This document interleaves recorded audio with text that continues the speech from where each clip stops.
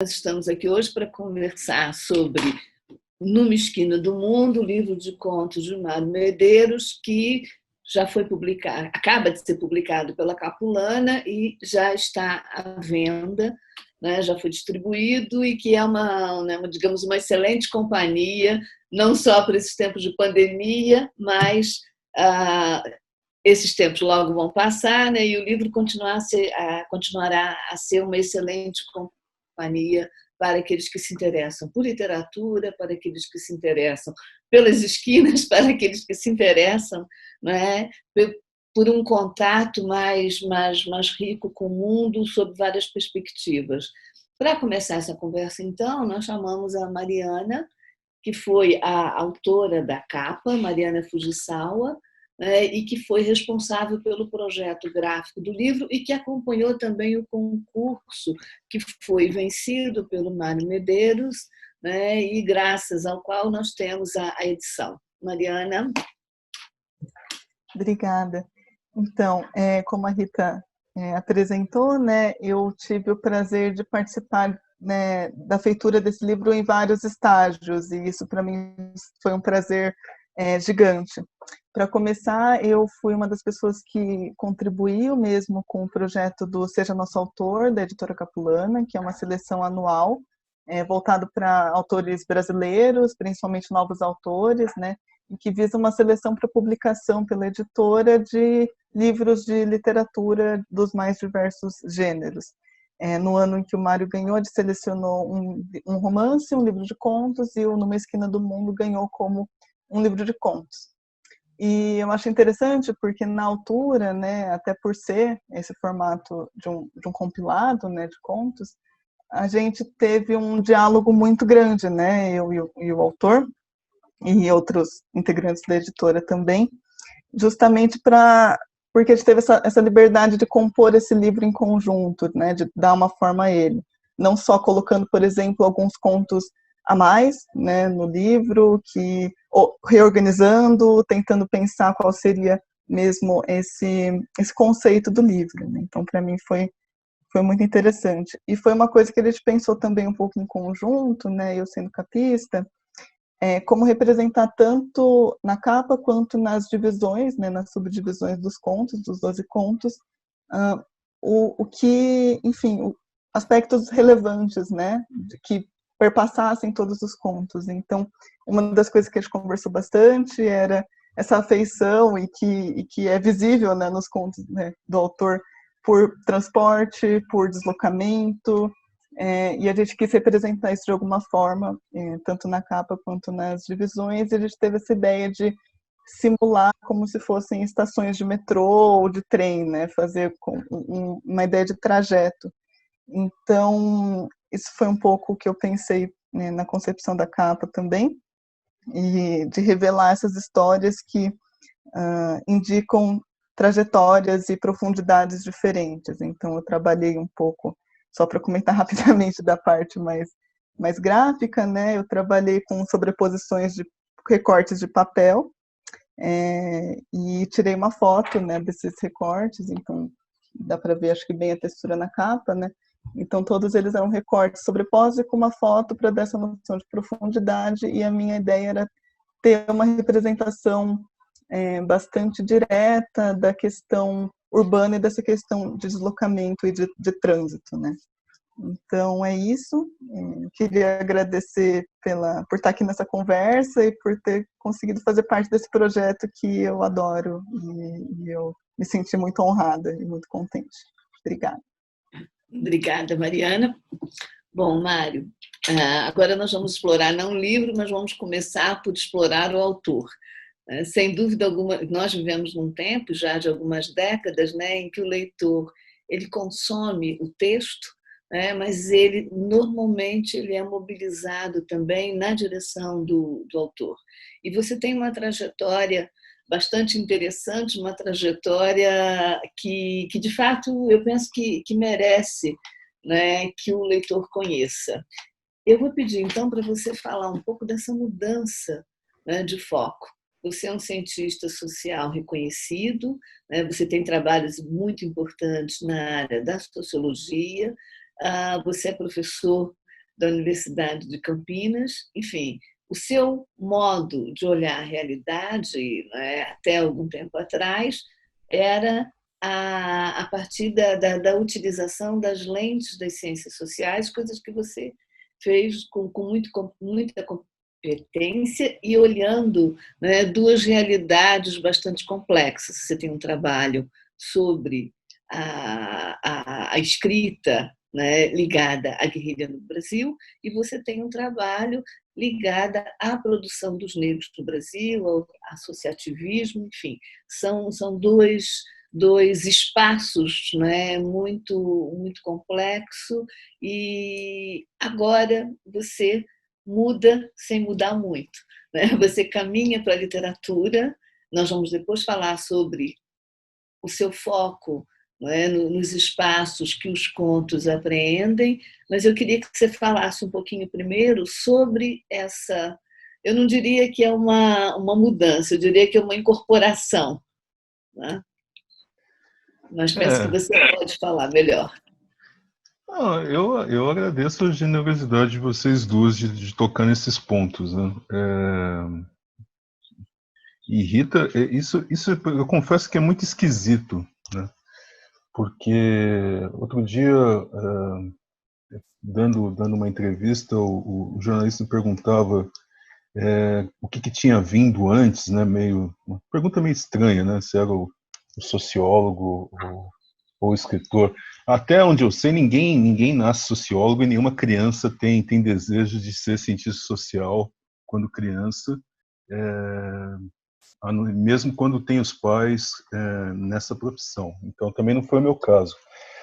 Mas e também nem o escritor, o que nasceu antes sim foi o leitor, né? Eu sempre gostei muito de literatura, né? Eu cresci numa família de leitores, de coisas, de gente que lia coisas variadas, mas numa família de leitores e de um estímulo precoce para ler literatura, né? E literatura em prosa, literatura romance, literatura conto, basicamente. Então, o que nasceu primeiro foi o leitor. Mas essa transferência de registros, que de fato é algo complicado, né, ela às vezes me incomoda, às vezes tem uma dimensão de controle, porque, enfim, eu tenho muita preocupação e muito medo, para falar a verdade, que a matéria literária, os contos, eles sejam impregnados de um certo sociologismo, o que não é o que, obviamente, não é o que eu quero, jamais, né? E tenho muito medo que haja um interesse do leitor em tentar achar nos contos, no texto literário, esse sociologismo considerando, digamos, a minha outra vida, né, no outro lado, né, que é esse que você falou mesmo. Eu passei os últimos anos, quase 20 anos, sendo um estudante de sociologia, um pesquisador em sociologia, alguém que escreve sobre escritores, né, ou que escreveu sobre escritores em outros registros, ou que escreveu sobre aspectos mais técnicos de sociologia, das ideias, memória, circulação, etc., né? E aí, só que nesse meio tempo, digamos que o escritor teve sempre lá escondido, né? O escritor teve na gaveta, né? O leitor de literatura teve sempre ali nos arredores. E eu sempre escrevi, sempre gostei. Alguns desses contos que estão aí numa esquina do mundo, eles têm já bastante tempo de escrita e foram mais lapidados para a publicação e para o concurso da Capulana. Então, a literatura como forma de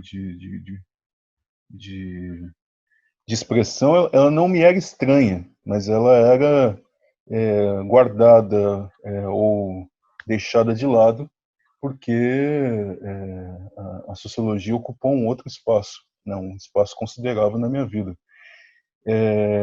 E é estranha, o que me é estranha é essa transposição de ver o livro, ver os contos fora das páginas dos meus cadernos ou fora do computador. E é estranho também essa coisa que é meio clichê, mas é verdade, de ouvir a leitura dos outros, né? De receber a leitura dos outros, de tentar entender desse outro, tentar entender algo, de tentar procurar algo que não é necessariamente algo que eu gostaria que tivesse ali. Esquece que eu sou sociólogo, esquece que eu sou um pesquisador, esquece que eu sou professor da Unicamp. Me esqueça, né? Fica na obra literária, sem qualquer tipo de sociologismo, mas é uma briga, né? É uma briga constante. João Paulo Borges Coelho diz que é historiador moçambicano, né? Ele Sim. costuma dizer que quando ele vai escrever literatura, ele fecha a porta. O movimento dele é de fechar a porta à história, né? Ele sabe também que esse movimento, essa tentativa, é uma tentativa vã, porque o modo, né, de olhar o mundo que vem para o texto literário, ele não consegue frear completamente, né, esse exercício que foi cultivado. Enfim, se a gente pensar noutros perfis que combinaram, né, duas formas. Eu prefiro pensar assim, duas formas de investigar a realidade, porque a literatura acaba sendo uma também. Sim, sem dúvida. Né? Normal, a tendência, né, é que haja uma convergência, nem que seja pela negação, né, mas nós vamos encontrar certos pontos. Quer dizer, penso que o que a literatura propõe, e você ensinou isso há pouco, que você deseja também é um outro pacto com o leitor. Sem Né? dúvida, sem dúvida. É isso que diferencia. Né? Mas é muito curioso, porque muitas vezes os escritores pensam nisso, dizem, né, eu quero um outro pacto com o leitor, e quando o leitor descobre coisas que eles não pensaram, eles se sentem traídos ou dizem, como o Pepetela diz sempre, eu não pensei nisso. Né? Os críticos literários é que inventam, e eu costumo brincar com o Pepe e dizer, eu sou mais competente que você. Então, eu descubro coisas. Um amigo me disse outro dia, quando a gente estava conversando sobre o outro livro, Gosto de Amora, ele deu 3 tapinhas nas minhas costas e falou, pois é, você passou os últimos anos falando do livro dos outros, o que era ou deixava de ser, brigando em entrevista com o autor dizendo, não, eu não fiz isso, você dizendo, agora é a sua vez. Bem-vindo, agora é problema seu, vire-se, né? Agora é a sua vez. Eu penso que é isso mesmo. Né? É sempre bom poder dar palpite sobre o livro do outro. Né? Mário, uma coisa que me chamou muita atenção nos contos, né, e a minha leitura é bastante recente, e talvez esse destaque que a minha leitura tenha dado, né, pode ser também um pouco resultado da experiência que nós estamos vivendo, certo? Mas o que me chamou a atenção foi o sentido de movimento dos contos. Né? E agora a Mariana falando na ideia do trânsito, né? Não foi essa a palavra que ela usou, mas eu penso que significa isso. Isso se confirma. A impressão que eu tenho, que eu tive em vários contos, é que há um olhar, digamos, que procura um foco e esse foco se desloca o tempo todo, né? Seja na corrida do conto, que eu vou pegar aqui o nome certinho, né? Seja na corrida do Baciada, do conto Baciada, né? Seja no movimento da pipa, no conto que abre o livro, quer dizer, há um sentido de deslocamento que exige do leitor uma certa agilidade. Né? É claro que isso ganhou destaque agora nesses tempos. Né? Quando nós estamos fadados ao espaço do confinamento, quando nós estamos fadados à limitação, né? Esse movimento me pareceu muito interessante. E me parece, talvez eu devesse terminar a conversa por aí, estou começando. Ou seja, né, por que me pareceu muito interessante? Porque sinaliza a articulação entre conteúdo e forma. Você não fala do deslocamento, né? Você usa o deslocamento como uma marca estrutural dos contos. Uhum. Isso é muito curioso, Rita. Enfim, acho que você é bastante sensível a notar essa coisa do lançamento agora do livro, numa situação de confinamento, numa situação de isolamento social, o que menos a gente tem, se for responsável, obviamente, de fato deslocamento, né? Então tem esse dado. E tem uma outra coisa que eu só fui, e aqui não é jogo de cena, eu só fui perceber mesmo quando o livro ganhou forma livro dos contos reunidos e de diálogo com a editora, né, em particular com a Mariana e com a Rosana, reorganizando a ordem dos contos, que não era exatamente essa, se eu não estou enganado, Mariana pode me corrigir. Inicialmente eu tinha pensado, quando eu mandei o livro para o concurso, depois conversando com a editora, o livro ele era bipartida e não estava em 3 partes, né? E aí, na conversa, ele ganhou essa tripartição e uma reordenação dos contos. Mas eu só me dei conta de uma certa unidade, mais ou menos, do livro, com essa coisa do deslocamento, do movimento, etc., na organização dele. E acho que deslocamento é uma boa palavra, movimento é uma boa palavra, e que foi isso que veio muito da conversa com a Mariana, né? Que deu na capa, que deu na organização gráfica interna, né? Os deslocamentos eles têm muitos nomes dentro do livro, né? A coisa você nota o movimento da pipa, tem os garotos no sinal de rua ali, no semáforo. Tem muitas vezes aparecem as coisas acontecendo de fato na rua ou no metrô, num trem, né? Uma feira popular, como é o caso do Baciada, e mesmo deslocamentos, eu acho que não necessariamente se dão em meios de transporte, mas são problemas do próprio narrador, né? Como o conto-título, né? Encontre-me numa esquina do mundo, ele tem uma outra dimensão de deslocamento que o narrador trata. E eu acho que a Mariana Fujisawa ela foi muito feliz na nossa conversa. Eu brincava aqui antes com vocês, antes de começar a gravar, que com a discussão desse livro eu me dei conta de fato que a capacidade de imaginação visual que eu tinha aos 4, 5 anos se perdeu há muito tempo, porque eu me lembro que quando a gente estava conversando sobre o livro, aí a gente chegou na qual seria o título, né? E a partir do conto final do livro, qual seria o título?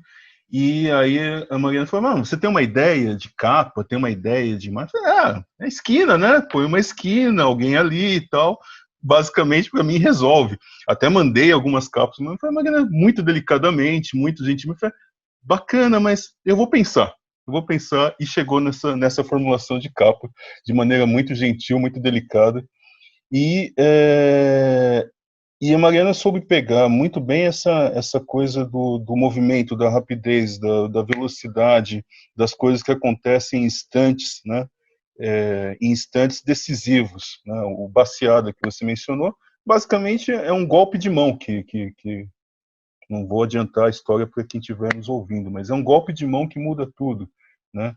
É uma troca de estação, é um movimento do corpo, né? Do narrador ou da narradora, é um desejo muito específico com relação à vida que muda tudo, né?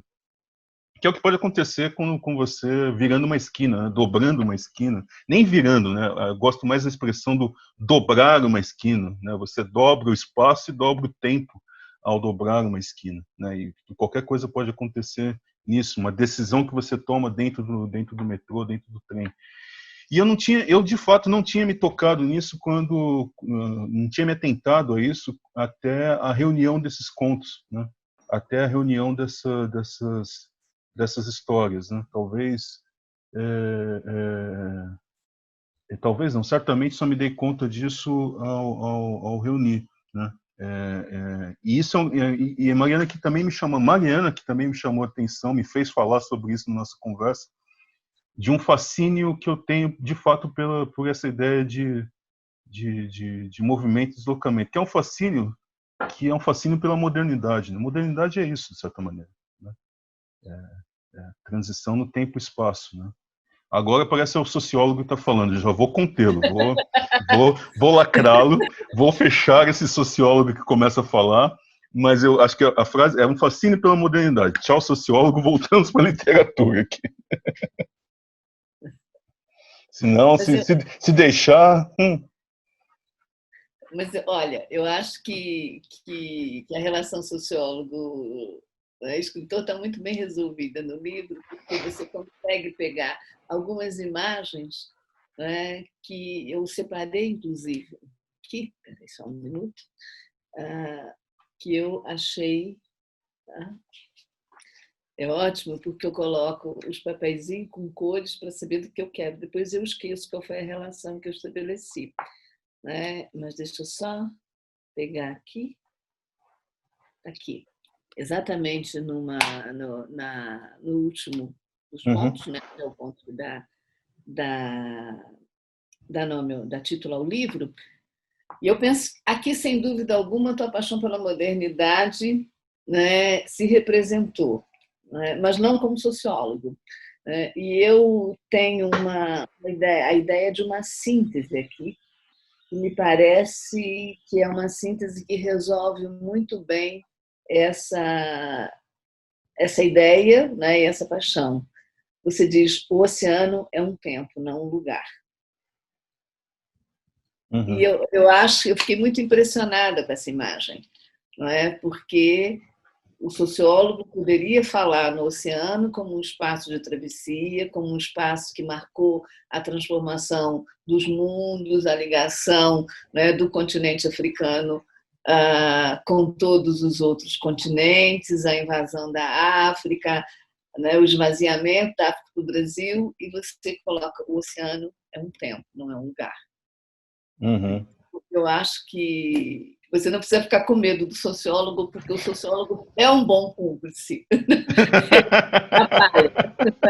Essa cumplicidade, eu penso, Mário, que essa cumplicidade ela está bem resolvida exatamente porque você teve a capacidade de impregnar a linguagem pela literatura. Certo? Quer dizer, foram as lentes da estética que funcionaram de forma mais intensa, sem apagar as lentes da análise. E eu acho que isso se dá de uma forma muito interessante, porque você escolhe, principalmente, e foi o que me agradou muito, a Mariana que já me ouviu falar sobre isso, você escolhe a elipse como a figura central do livro, certo? É curioso, aí agora vai falar a crítica literária, né? É curioso porque você junta a elipse com a reiteração, certo? Os textos são atravessados por, digamos, não são repetições porque as imagens, né, de semelhança elas vão se complementando, né? Mas, ao mesmo tempo, a elipse, a ideia do corte, que é uma ideia, né, que é um recurso da modernidade cinematográfica, por exemplo, né, esse recurso ele é muito bem operado por você. E é operado desde o primeiro conto, no O Pó da Rabiola, quando eu tenho a ideia da infância em curso, certo? E eu tenho os recortes de um determinado espaço até chegar a Encontro-me em Alguma Esquina do Mundo. Então, eu acho que essa ideia da reiteração por um olhar que prefere se orientar pela elipse é uma ideia muito bem resolvida, muito, muito bem operada por você, e que transforma o movimento em forma de análise, né? E não elemento de descrição. Eu não sei te explicar exatamente por quê, mas a partir de um certo momento eu comecei a gostar cada vez mais ao escrever contos, cada vez mais de torná-los fragmentados, né? Torná-los. Então tem essa coisa do corte, essa coisa de tentar um fluxo de consciência o tempo todo interrompido, um movimento que ele, por vezes até parece ser mais bruscamente interrompido, que não é generoso com o leitor, pode não ser generoso com o leitor por vezes, mas enfim, eu não estou pensando no leitor quando eu estou escrevendo nesse primeiro momento, mas é uma coisa que me agrada muito. A interrupção é uma coisa que me agrada muito, e acho que as histórias que aparecem numa esquina do mundo, né, a maneira como elas aparecem fragmentadas, também são de vidas fragmentadas, né? São de personagens, muitas vezes, que têm vida fragmentada. Bom, mas o conto também tem essa característica, né? O conto como forma, né? Tem essa característica que, não vou dizer que é uma fotografia, que é um instante, que é um instantâneo, ou coisas do tipo, né? Mas também tem isso. Você falou em corte cinematográfico. Eu acho que é isso um pouco também, né? E considerando considerando isso que vai unindo essas histórias, quer dizer, movimento, deslocamento, velocidade, decisões muito rápidas, muito instantâneas, tem algo de perturbação também nessas interrupções, né? O Pó da Rabiola é um conto de memória, um conto de alguém que está tentando se conectar com uma memória que mais às vezes ela é o tempo todo interrompida ela é o tempo todo interrompida por justamente não saber que não vai mais poder viver aquilo, né? É um narrador que é um pouco indefinido em termos de idade, mas ele é o tempo todo interrompido por essa coisa da memória, a memória ser também algo fragmentada, né? A frase que você leu Numa Esquina do Mundo, de que o oceano ele é um tempo, é também esse narrador que está deslocado e tem um fascínio, uma rejeição com o que ele está vendo, um fascínio, uma rejeição por estar ali nessas ruas do mundo que ele sugere, mas o tempo todo alguma coisa chama a atenção dele para interromper o pensamento que está em curso, né? Quer dizer, o sapato de alguém que ele vê no metrô, a corrida para um vagão, uma parede em Paris, a companheira que está ao lado e que pede para tirar uma foto, coisas do tipo. Quer dizer, e o e tem uma coisa também da interrupção, porque eu acho mesmo como para pensar a vida, que a gente tenta dar muito sentido para a vida, sabe? Criar muito um caminho retilíneo quando ela não tem, né? Nenhum, né? Absolutamente nenhum. E a história do sujeito que vira uma placa, né? Que vira um nome de rua, que vira uma placa, que não tem sentido nenhum. Mas tem, né? Ainda mais vivendo o Brasil que a gente vive, muitas vezes tem, né?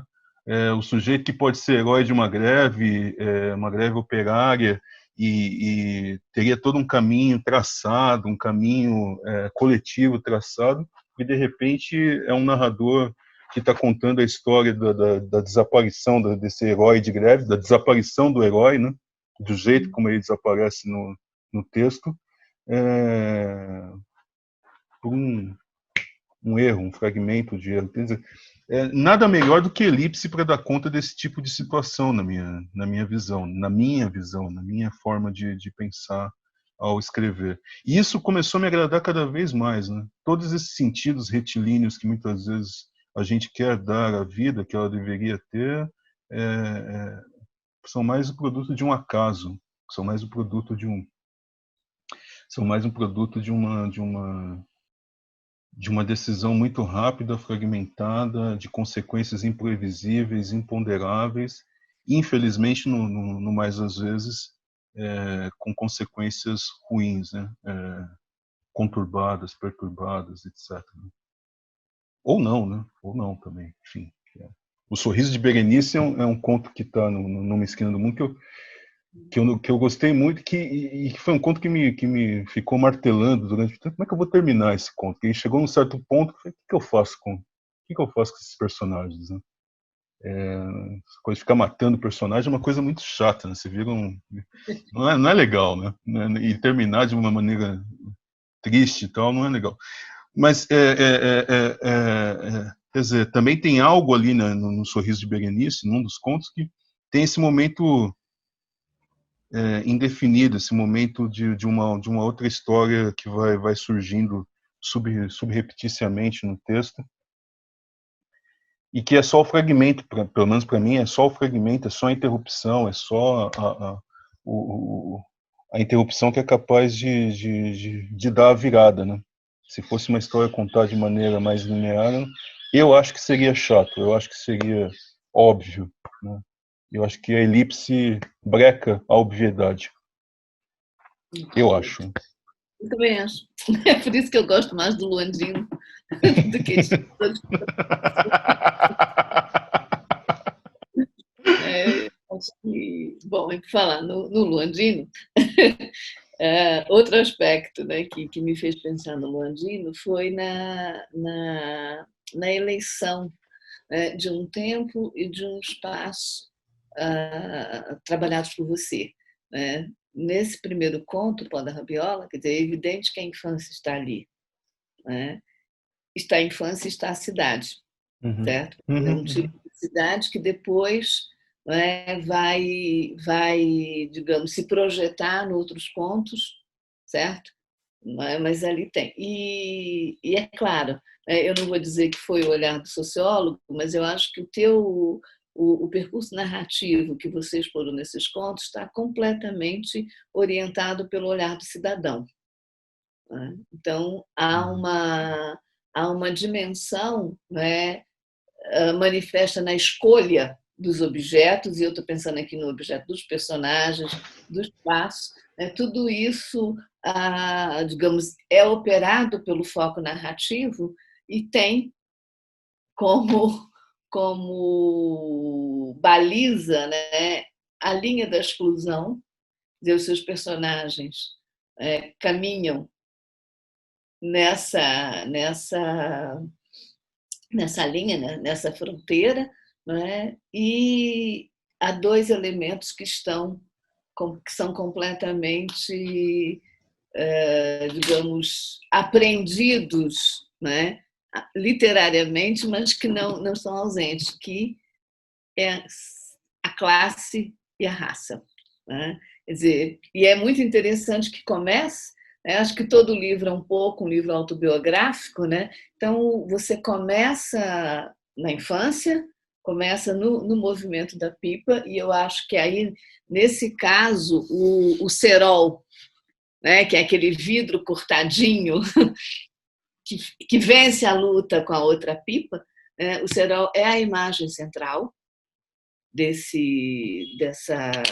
primeira narrativa, e você vai chegar ao moço, né, que vai da pipa à cidade de Paris, né, que entra como, de fato, a imagem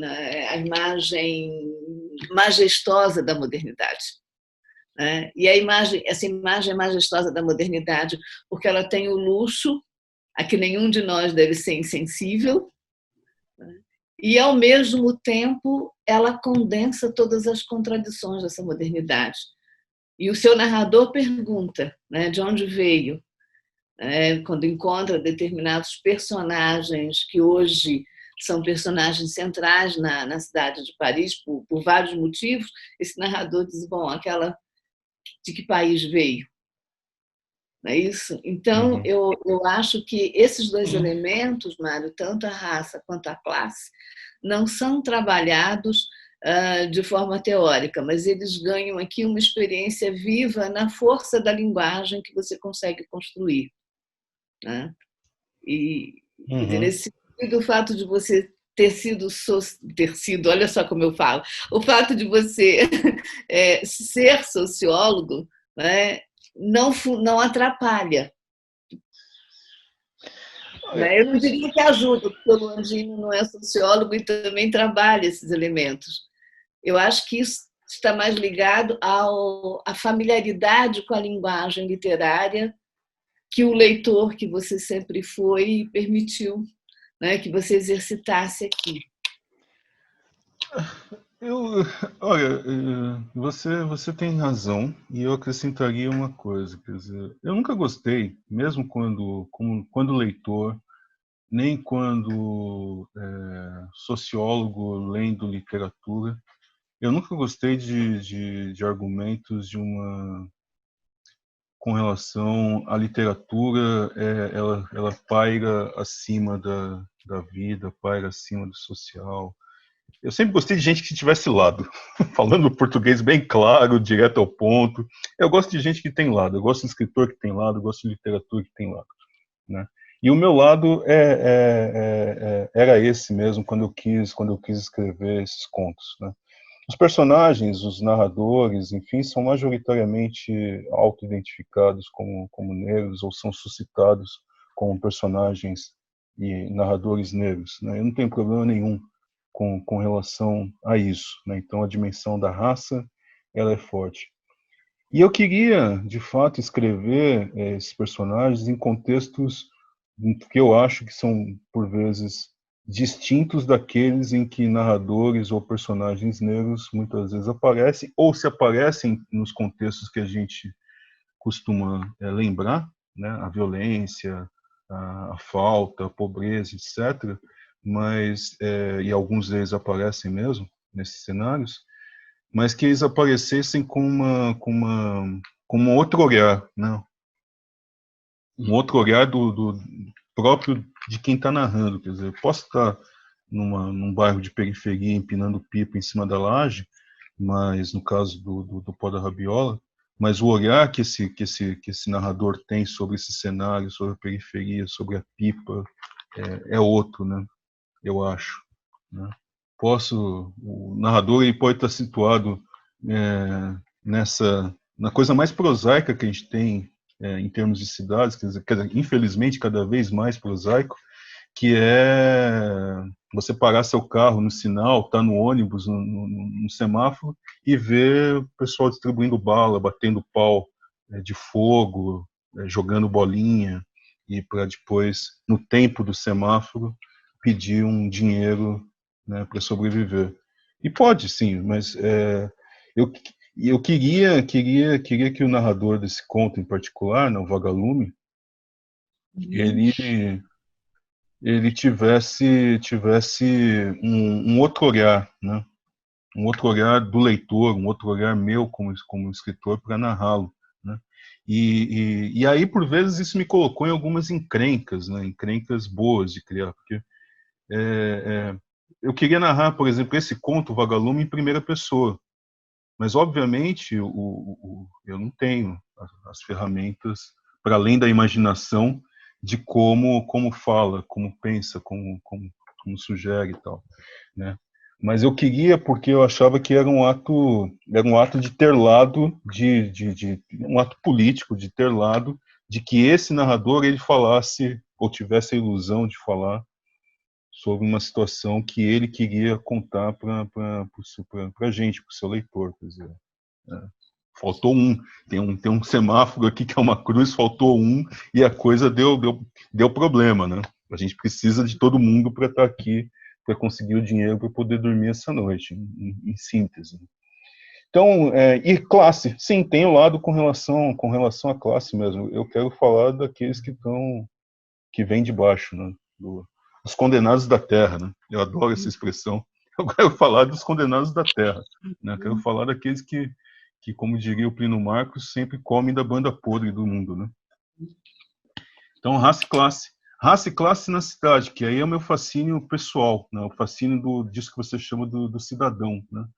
Eu adoro a experiência urbana, né? Adoro a experiência urbana. Eu adoro a experiência da cidade. Eu acho que a cidade ela é fascinante. Ela é uma máquina de moer carne, né? É a música do Cartola. O mundo é um moinho, né? A cidade é um moinho, né? A cidade é impiedosa, mas ela é fascinante. Acho que talvez o único lugar no mundo onde alguém pode ser algo diferente daquilo que estava predeterminado pela família, pela religião, pelo o gênero, raça e classe, onde você pode ser e também pode não ser, que pode ser destruído em questão de segundos, é a cidade, é a metrópole, né? E aí eu vou ter que fechar de novo, porque senão o sociólogo entra, né? Mas a metrópole é fascinante. A ideia de metrópole como experiência de vida, experiência mental, experiência de encontro e desencontro, a experiência da velocidade, a experiência da contradição, eu sempre achei fascinante. No bilhete de integração, você joga como imagem que eu também me encantou, né? Você está falando principalmente da escola, e você fala na arte do devido lugar. Acho que eu vou ler uma passagem que penso que fica mais claro. A professora de geografia, 35 anos de magistério, camuflados sobre a carapaça de uma tartaruga, curvada, olhos e rostos enrugados, barriga saliente, pequena e desconfiada como um réptil que se arrasta rente ao chão com medo de ser visto ao sol. Uma velha jabuti.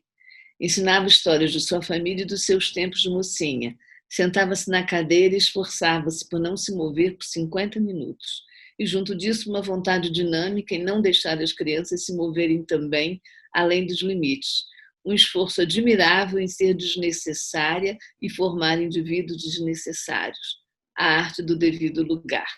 Olha, Mário, me chamou a atenção aqui que seja exatamente a professora de geografia que lida com os passos, né? E que tem a viagem como um dos temas de estudo, que seja, né, essa ensinadora da estaticidade. E essa imagem, a arte do devido lugar, eu estou juntando com isso que você acabou de falar, que é a cidade como um espaço que tira as coisas do lugar, né, que permite quer dizer, que incita ao deslocamento e que permite tanto o movimento na horizontal quanto na vertical, né? Então, isso também me pareceu muito forte, né, que é um olhar crítico em relação a essa escola como uma instituição que ensina aquilo que você chama do devido lugar. Eu acho que aí tem um contraste bom mesmo, né? Porque esse bilhete de integração, ele também... Eu brincava no começo da nossa conversa do medo do sociologismo, né? E talvez esse seja o conto que eu mais tenha ali flertado com isso, né? Bem perto, eu confesso. Mas, enfim, eu acho que tem uma dimensão desse conto que tem a ver com essa experiência da educação deveria ser sempre eu penso, e outros pensam, que a educação deveria servir sempre como uma ferramenta da liberdade, né? Né? E, em tese, a escola pública também deveria servir como um espaço da liberdade, um espaço de conhecimento, de reconhecimento, para a liberdade, para você poder ser outra coisa, inclusive diferente daquilo que de certa maneira estava organizado em família, né? Ou dos lugares onde você venha antes de passar pela escola. Infelizmente, os meus narradores não pensam muito isso, né? Os meus narradores não veem... A escola é um espaço, muitas vezes, de confinamento, né? De destruição, Hoje a gente chama de bullying isso, mas bullying nada mais é do que violência, né? Violência pura e simples, das violências mais variadas. Então, a professora de geografia, a professora de artes, o professor de matemática, que são as figuras que vão aparecendo a professora de filosofia, né, as figuras que vão aparecendo nesse conto, são todas experiências que deveriam ser experiências de liberdade, de ferramentas para você se libertar das amarras do mundo, e muito pelo contrário, né? Muito pelo contrário. Os personagens do livro, eles vão encontrar a liberdade, uma liberdade temporária em movimento, né? Eles vão encontrar liberdade temporária, como diz o narrador do Pó da Rabiola, vendo aquela cena dos garotos empinando pipa, que deveria ser esporte olímpico, né? Uhum. Que é muito bonito de ver. Uma coisa que é uma coisa que, infelizmente, eu não tenho visto mais, mas era muito frequente na minha infância. Chegava julho, molecada em cima da laje, ou no meio da rua mesmo, sem se importar se estava vindo carro ou não, e todo mundo com a mesma pose, né? A mesma pose de empinar a pipa. E poucas coisas são mais livres do que você ver uma pipa no ar, né? Mas que vai ser rasgada a qualquer momento pelo cerol de outro, né? Poucas coisas são mais livres do que você entrar numa estação de metrô, se meter debaixo da terra, que é uma coisa que eu sempre achei fascinante, sair do outro lado, da outra ponta do lugar, né? Quando eu era criança, eu achava que isso era magia, né? Não é, né? Basicamente tecnologia. Mas criança, eu sempre achei mágico, né? Você entra num ponto, sai do outro, e se desloca, né? Pouca coisa é mais livre do que você poder caminhar pela cidade com ou sem dinheiro no bolso, né? Caminhando contra o vento, né? Sem lenço, sem documentos, se você quiser. Isso é uma experiência de liberdade. E a educação, pelo visto, no bilhete de integração, não é isso, né? Tanto que os personagens estão querendo outras coisas que estão ali, né? Diferentes, né? É bem distinto, né? Bom, vou mudar agora um pouquinho o ângulo para sua formação. Você começou nossa conversa falando que você nasceu numa família de leitores, que você era um leitor, né, digamos, bastante entusiasmado e que talvez a raiz, né, do escritor, não, talvez não, com certeza a raiz do escritor está aí. E uma coisa que chama atenção também no seu texto são as referências literárias. Uhum. Né, que elas aparecem, por exemplo, na forma da epígrafe, né, ou muitas vezes na referência, quer dizer, o João Antônio não está na epígrafe, mas está no texto. Né? Aliás, o João Antônio já tinha chegado antes para mim, antes de chegar no último conto, né? Ele já tinha aparecido, evidentemente, com essa rede de personagens e essa configuração espacial. Uhum. Né? Mas eu achei muito interessante a primeira epígrafe, escrever esse vingar da perda, embora o material tenha se derretido todo igual queijo fundido. Escrever esse vingar da perda, embora em boa hora, né, que é do poema do Ali Salomão. Eu acho que seria interessante você falar um pouco dessa ligação entre escrever e perda. Eu sei que você já falou escrevendo os contos, mas... Não, eu acho que tem, enfim, os homenageados que me perdoem, mas tem muitas homenagens a autores que eu gosto muito nesse livro, né? A culpa é toda minha. Você falou de João Antônio. João Antônio sempre foi. Eu não sei descrever para você o impacto que foi encontrar um dia o Malagueta, Peruzzi e Bacanaço na biblioteca, na estante lá de casa, né? Quando eu tinha idade e foi permitido que eu lesse. Primeiro foi o impacto visual, né? Coisa da capa, a edição que meu pai tinha era, acho que uma capa da Civilização Brasileira, que tem um sujeito, um personagem aí está debruçado sobre um pano de mesa de bilhar, né? E aí vai dar uma tacada, e a capa ela é um amarelo, ocre, tem toda uma coisa forte da capa, que eu falei, nossa, o que é isso, né? Primeiro que eu não sabia o que era bilhar, né? E segundo que de ler Malagueta, Peruzzi e Bacanaço, que eu li diferentes fases da vida, então João Antônio foi se tornando um autor que me bateu muito, né? Me bateu no sentido positivo, né? Então tem isso, tem João Antônio, tem Plínio Marcos, tem uma coisa que também eu acho que tem uma escritora que eu também acho fascinante de conto, né? De conto mesmo, a forma conto. A Lígia Fagundes Telles é alguém que me impacta muito. E esse poema do Wallis Salomão, né, o poema Jet-Lagged, né, escrever Se Vingar da Perda, né, esse trecho que você leu, ele sempre foi um poema que me impactou muito, mas essa ideia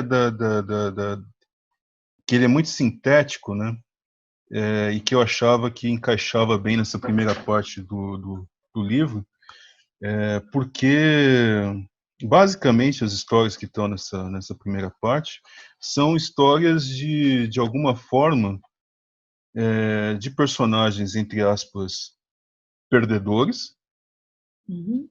não é? Então, tem o flanelinha de rua, né? Que, enfim, um flanelinha que quer ter honra, né? O cara que, num golpe de mão, se dá mal numa feira popular, né? De comprar peça de roupa de 3 por R$1. Os garotos do semáforo, né? Do vagalume. E os garotos, e o personagem está lembrando essa imagem do empinar pipa. Então, basicamente, são personagens de vidas esbugueadas, né? De vidas que se perdem por aí. São personagens perdedores de partida, né? Você falou daquela coisa do escritor cidadão, são cidadanias perdidas mesmo, né?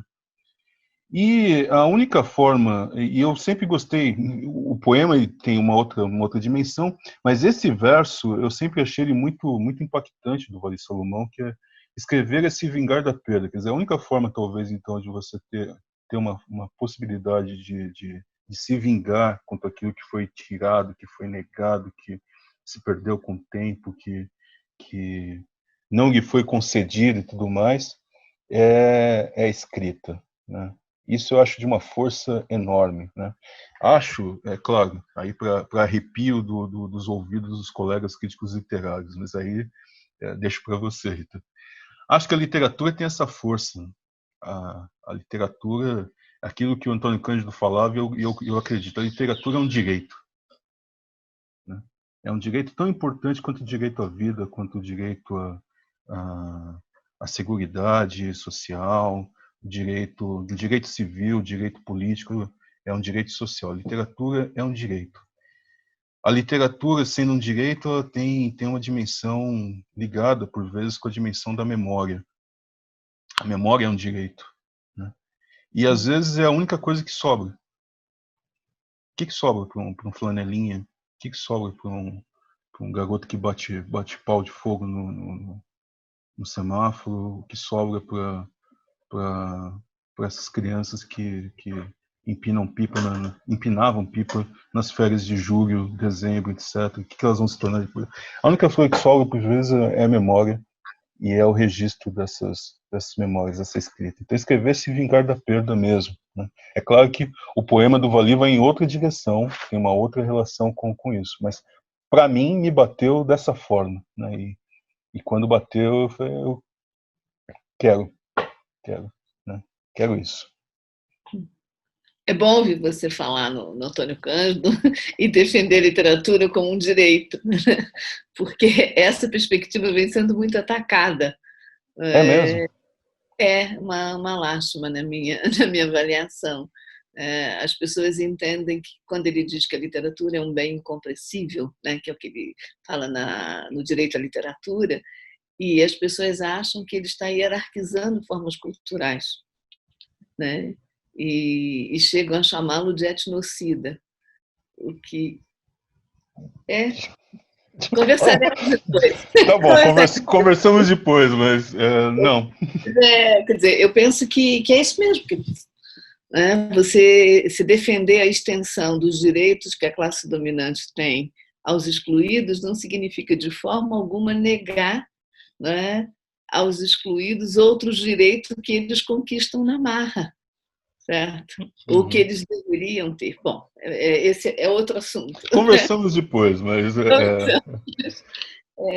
Bom, eu penso, quer dizer, é claro que me chamou a atenção a opção pelo conto, né? E eu acho que você já falou sobre isso. Essa opção pelo conto está ligado aquilo que o Cortázar chama, né, a capacidade que o conto tem de pescar momentos singulares, né, e isso foi muito bem trabalhado por você. Já falamos dos personagens, falamos desses espaços, que são espaços indefinidos e, ao mesmo tempo, muito identificáveis, né? O leitor consegue pegar cada um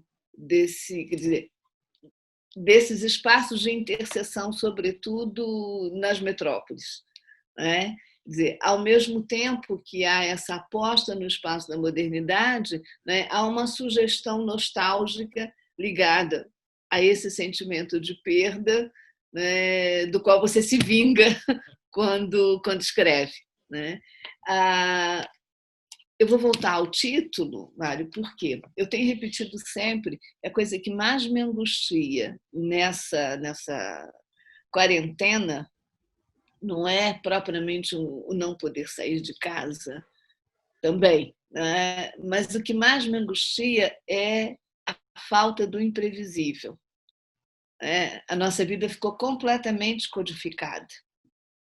Eu preciso fazer a lista de compras, porque as compras vão me chegar pela tela. Eu tenho que encomendar pela tela, eu tenho que ver os amigos pela tela, portanto, eu tenho que marcar a hora. E eu sempre disse que eu nunca quis morar em Brasília, porque Brasília é uma cidade sem esquina. E agora a vida ficou sem esquina. Então, quando eu vi que o título do seu livro era Numa Esquina do Mundo, é claro que a minha curiosidade se aguçou, e lendo os contos eu vejo que a esquina, você acabou falando nisso também, que a esquina é o espaço preferencial para você, que a ideia de dobrar a esquina significa não só dobrar o espaço, mas também o tempo. Quer dizer, a esquina é o espaço do imprevisível. Não há sensação mais gostosa do que você dobrar a esquina e se deparar ou com uma paisagem, que eu acho que é o encanto do Rio de Janeiro, por exemplo, você vira e vê uma pedra, você vira e vê a lagoa, como é também a hipótese de você se deparar com um imprevisto. Então, eu pensei que isso dá uma ligação muito especial do livro com o tempo que nós estamos vivendo, certo? Quer dizer, e a forma como você construiu o último conto, porque Paris, sim, aparece para nós como uma cidade cheia de esquinas, seja as esquinas que você acessa caminhando pelas ruas, seja as esquinas que você acessa via metrô, quer dizer, enfim, de algum modo, a capacidade de flanar que o Walter Benjamin já tinha captado no Baudelaire, ela é exercitada pelo, entre aspas, o sujeito comum que você transporta para o texto literário. Eu acho que não é difícil, mesmo sem ouvir você, pensar que um desses meninos que soltava a pipa, ele olha o mundo agora a partir de uma ou das várias esquinas de uma cidade sonho, de uma cidade sonho que nos revela tantas realidades. Eu fiz essa leitura. Então, eu acho que a estruturação foi muito bem realizada. Você sai de um momento de recordação da infância e chega ao presente. E, ao mesmo tempo, isso sugere a ideia de uma travessia razoavelmente bem-sucedida, para não sermos entusiastas, certo? Aí de novo, acho que é bom trazer a Mariana de novo para a conversa, né? Porque não sei se a Mariana vai se recordar disso, mas enfim, o projeto Precapulana do Seja Nosso Autor, ele tinha um outro título, né? Os contos. E aí esse título caiu. Aí quando a gente estava conversando sobre o fecho desse livro, bom, precisa de um outro título, enfim, escolhe um dos contos e tal. E aí eu falei, bom, o conto que eu mais que eu acho que eu gosto particularmente como leitor, que eu gostei muito de ter escrito e tal, que é o Durmo no Fundo dos Seus Olhos. Ah, esse título é sensacional, não sei o quê. Aí a Mariana, é grande, né? É, é grande. É grande, é grande, é grande. Vamos pensar num título com três palavras e tal. Pô, aí não vai ficar legal, né? Durmo no fundo dos seus olhos, no fundo dos seus olhos, durmo. Enfim, mais uma vez fui vencido por Mariana, sábia Mariana. E eu fiquei naquela coisa de procurar e a gente já tinha conversado sobre a concepção da capa, ou estava no fecho da capa, nas imagens. Então eu falei, a esquina, né? E aí não dá para ser o título inteiro do conto final, mas Numa Esquina do Mundo, eu acho que ele sintetiza todos os outros contos. E sintetiza também por esse fascínio que eu tenho com a cidade, com a ideia de cidade. Quer dizer, eu sou paulistano, né, já há algum tempo longe de São Paulo, de morar em São Paulo, mas a minha cidade sonho, a minha cidade mental, a minha cidade de ponto de partida, não estou dizendo que é a minha cidade ideal, mas enfim, mas a minha cidade marcante é São Paulo, né? Eu sou paulistano, nasci em São Paulo, minha família, uma boa parte dela é de São Paulo. As minhas imagens mais frequentes são São Paulo. Quer dizer, esses contos eles têm uma ambiência muito a partir de São Paulo, mesmo não estando todos eles nela, né? Na cidade de São Paulo. Essa metrópole cruel, né? Fascinante e cruel. E você tem e o fascínio da velocidade é a partir de São Paulo, né? O fascínio da velocidade é a partir dessas experiências da cidade, dessas experiências das esquinas, e que você tem razão, né? É um fascínio enganador também, né? O personagem final o personagem do último conto de Uma Esquina do Mundo, é um narrador, melhor dizendo, ele tá fascinado pela viagem, pelo deslocamento, mas ele saca, ele intui que o mundo é um moinho, né? Às vezes também aparece isso em termos de música e tal nos contos, mas acho que a imagem embora ele não fosse paulistano, mas ele também foi muito feliz, o Cartola, é isso, o mundo é um moinho, né? O mundo é um moinho, né? Ele é fascinante, é ilusório, ele permite esse tipo de coisa, mas ele no limite, no final das contas, ele é um moinho, né? E você tem toda a razão com relação a esse fascínio que a esquina tem, né? A esquina é o lugar dos desejos proibidos, né? A esquina é onde você pode dar dois pulos, dois picotes e sair correndo, se perder, ir para qualquer lugar. Também é o lugar onde você vai encontrar coisas que podem não ser tão bacanas, mas enfim. Mas é onde de fato se dobra tempo e espaço, né? O que estava na quina anterior não está na próxima. É o imponderável, é o imprevisível. Eu concordo totalmente com você. Na situação de isolamento, tudo ficou previsível para a gente. Não era a minha intenção lançar esse livro nessas condições, nesse momento, e com tanta previsibilidade, nesse cenário de tanta previsibilidade, que eu acho que os contos Numa Esquina do Mundo eles têm uma outra dimensão. Mas a males que vem para bem vai entender isso, né? Acho que o leitor, quem se interessar, talvez possa perceber isso, do quão fascinantes são esses momentos de virada para mim, quão fascinantes são esses momentos de virada na construção dos personagens, na construção das histórias, da elipse, da fragmentação.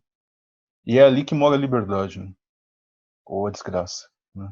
Mas são nessas dobras de tempo e espaço, nessa dobra de esquina que pode morar a liberdade ou o moinho do mundo. Não tem muito jeito, não tem muita escapatória. Eu acho que você foi muito feliz nessa capacidade de fundir imaginários, inclusive. ao mesmo tempo que nós temos algumas referências da literatura, e você falou no João Antônio, e nós falamos no Ali Salomão, tudo, mas e agora você tocou na música, né? Tem o jazz, tem o saxofone que aparece, né, nesse conto de que você gosta muito, e que eu gostei muito também, mas tem também... Eu penso que, né, essa ideia da esquina logo me lembrou, né, em qualquer esquina eu paro, em qualquer botequim eu entro. E não há nada... Né? Com a Nara Leão cantando. Eu pensei no Zequete. Não é um problema de faixa etária sobre eu não quero conversar, né? Mas é interessante, porque, de fato, há essa combinação do botequim, esquina, né, que são espaços de interrupção do que seria o curso produtivo da vida, né? Esse produtivo muito, muito entre aspas.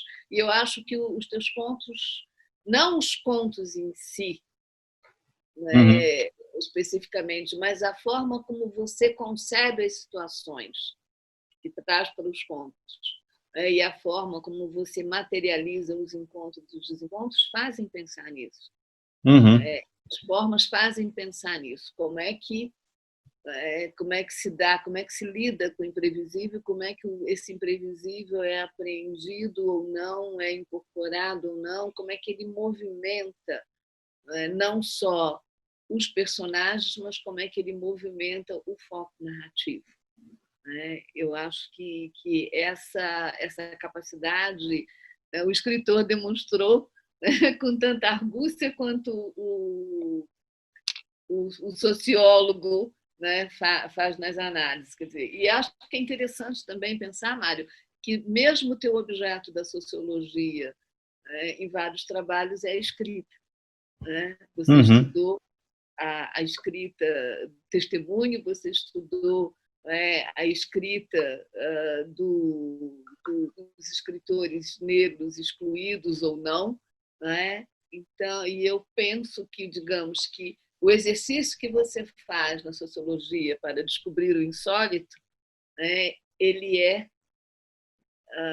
materializado aqui também, mas, digamos, com o instrumental correto.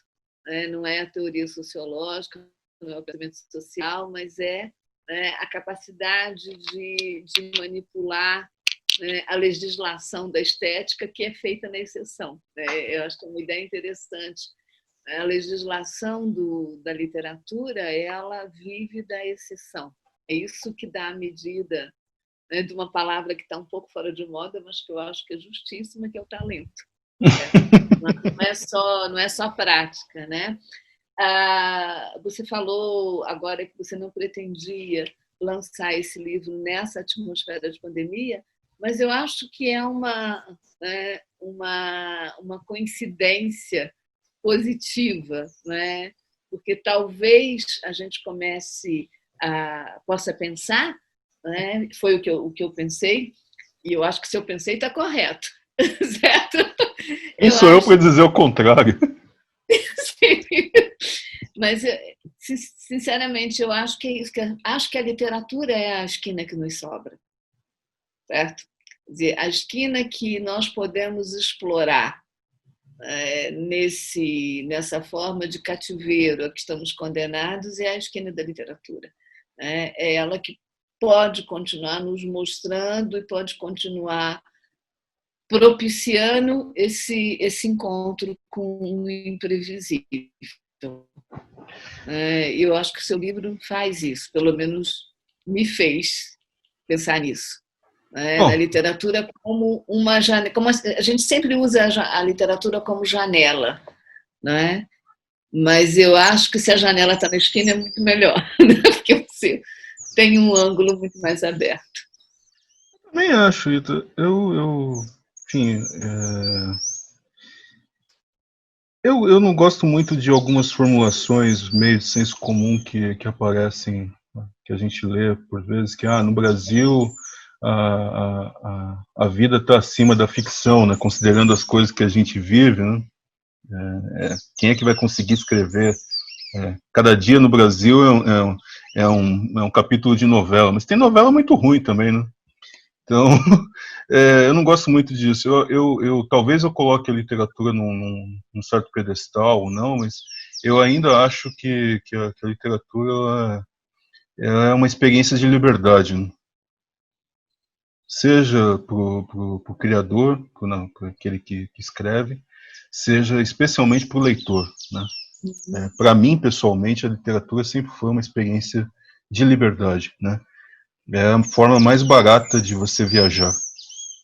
É a forma mais barata de você vencer o tempo e o espaço, né? Com um livro na mão, você pode estar em São Petersburgo no século XIX, pode estar na França contemporânea, no Congo, em Luanda, né? Enfim, em Angola na Guerra Colonial, em Angola nos anos 2000, em São Paulo nos anos 60, enfim.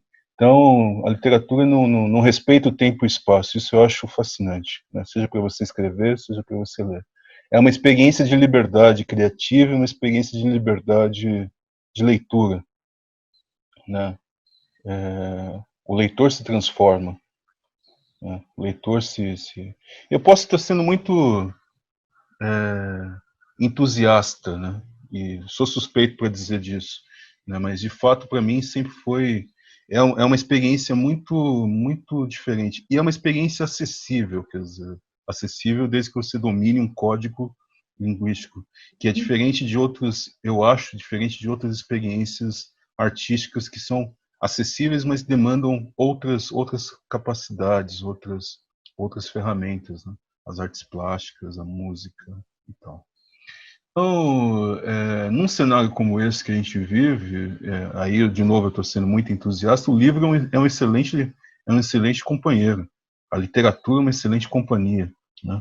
Eu não estou dizendo que é uma boa companhia que vai te levar para lugares agradáveis, que vai te levar para lugares bacanas, né, com arco-íris e o pote de ouro no fim do arco-íris, porque geralmente isso também é muito chato, né?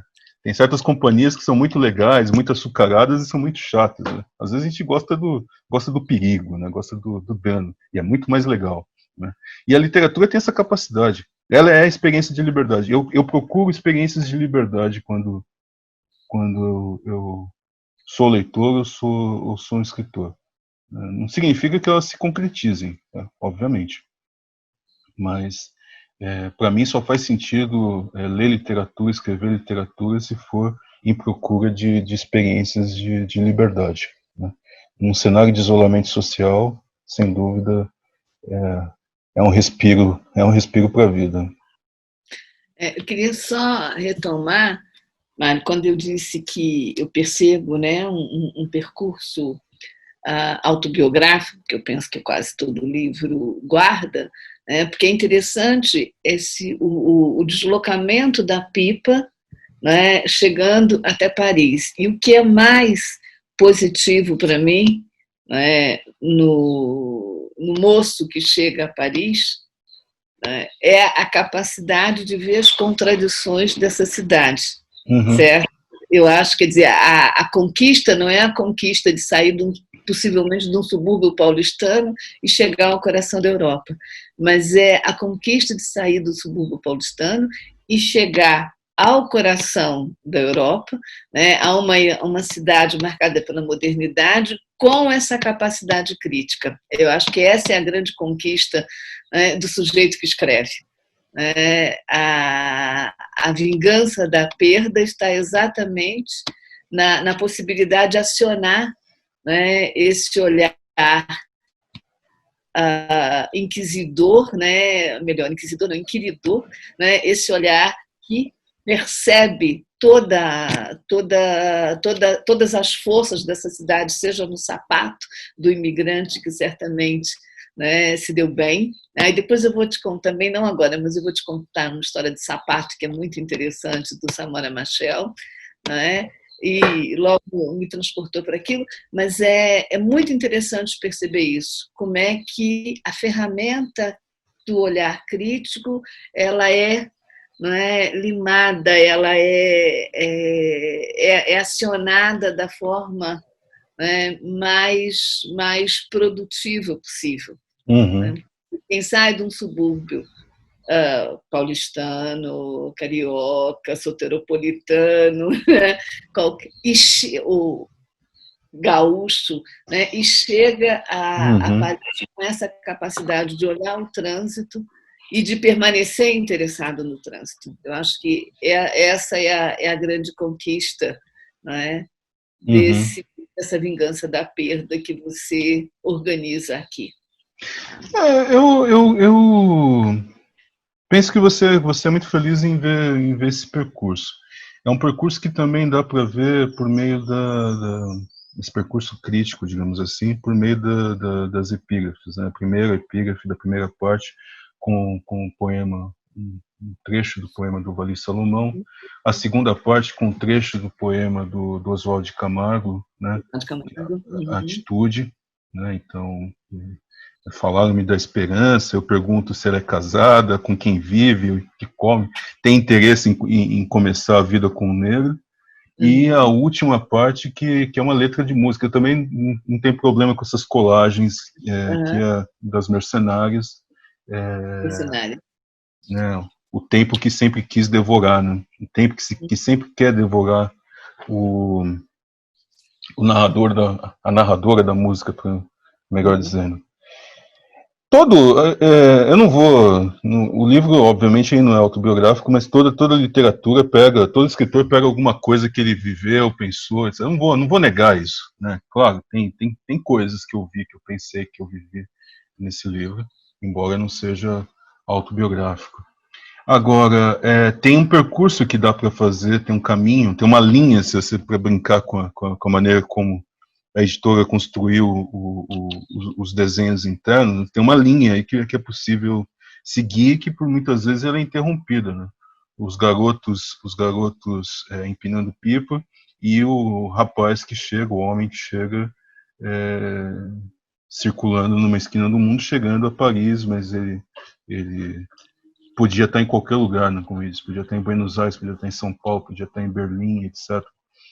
E talvez uma coisa que também amarre, uma linha, né, dessa pipa que amarre esse percurso crítico, eu acho, mas aí fica por leitor, é uma grande pergunta sobre e daí, né? E daí? Né? Quer dizer, é uma pergunta dolorida do ponto de vista crítico pessoal. Cheguei até aqui, e daí, né? Consegui tal coisa, e daí? Né? Vivi tal coisa, né? Ou me lembro dessas figuras que ficaram pelo caminho, né, que se perderam, que foram moídas pelo mundo, pelo tempo. Quem mais vai se lembrar delas? E daí? Né? Fui herói de uma greve. Né? Vou encontrar um velho amigo que estava ali o tempo todo, que me manda um bilhete, que eu no fundo dos seus olhos, né, no fundo dos seus olhos. E tem um grande daí, né, dessa amizade. Um grande daí dessas relações, as relações afetivas, as relações sexuais, enfim, tem um grande e daí. E acho que essa é uma pergunta dolorida, mas eu acho, particularmente, mas é uma pergunta que eu acho que está presente em todos os contos também, né, que vai amarrando esse percurso do garoto ao homem, né, ou dos garotos ao homem, a esses encontros pelo mundo aí, que feitas as contas, né, noves fora, é a pergunta, né? Vivi tudo isso aqui, e daí? O que eu fiz disso? Que sentido atribuir exatamente para esse caminho, né? Não queria terminar de maneira depressiva, assim, mas enfim. Mas é o e daí? Outras esquinas virão. Boa, Rita. Boa. Não sei se a Mariana quer completar alguma coisa. Não, acho que está tranquilo. Eu não sei como contribuir com vocês dois falando tão bem. Eu preferi ficar aqui de ouvinte. Mariana, você tem grande responsabilidade sobre esse livro, Mariana. Grande responsabilidade. Já falei que a capa é sua, projeto... Tem uma coisa que só para não parecer que eu sou a carrasca das palavras do título, do livro, quando a gente estava conversando, eu me recordo bastante, né? Na verdade, tinha essa questão do Durmo no Fundo dos Seus Olhos como um título mais longo mesmo, né?